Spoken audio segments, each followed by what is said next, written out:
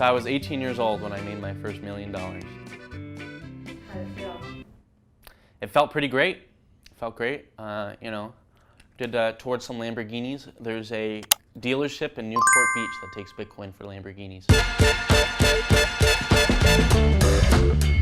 I'm ERIK Finman, and I am one of the youngest Bitcoin millionaires in the world.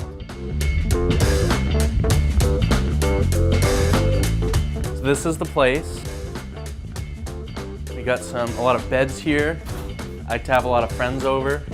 I don't really like cuddling, so that's why I have a lot of beds.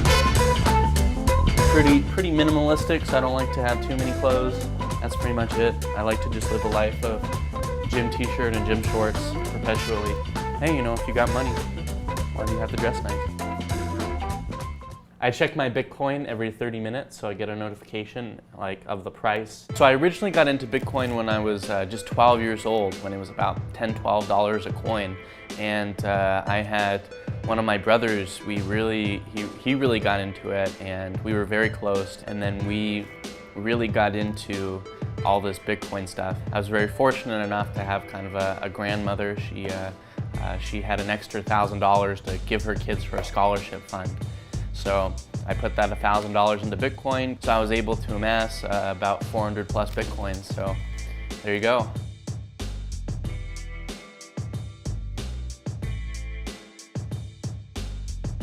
So this is Purse. This is a website that allows you to buy things off of Amazon, and then it also gives you a discount because you're using Bitcoin rather than all the fees of credit cards and all that stuff. What do you use to check your Bitcoin? So that's where I have a hardware key to check. I have a hard drive that I keep in secure locations.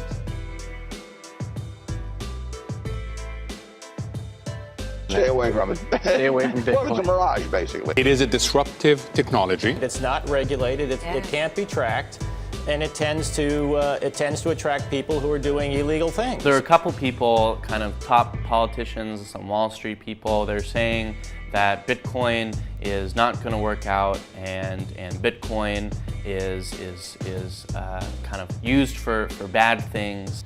And that recently has affected the price because politicians and Wall Street people are very afraid of what Bitcoin will do to them and their industry.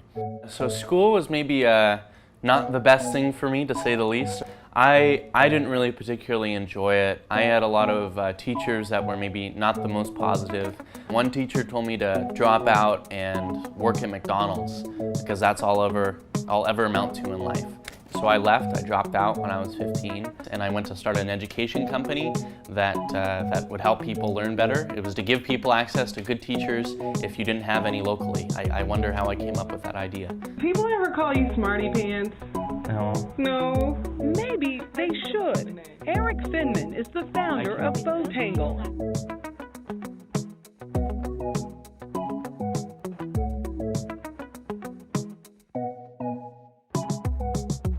I think you can learn 1,000 million times more on the internet than in a classroom.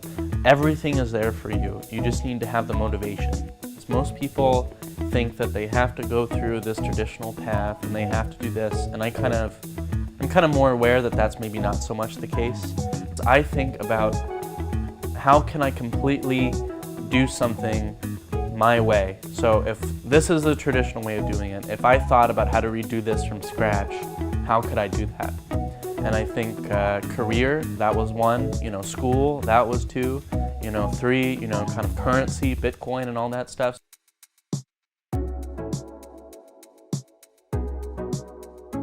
That's what I think is that, in the sense that society and the world's rules limit you in so many ways. If you completely rethought about how you could do something your way, completely from scratch, what would that look like?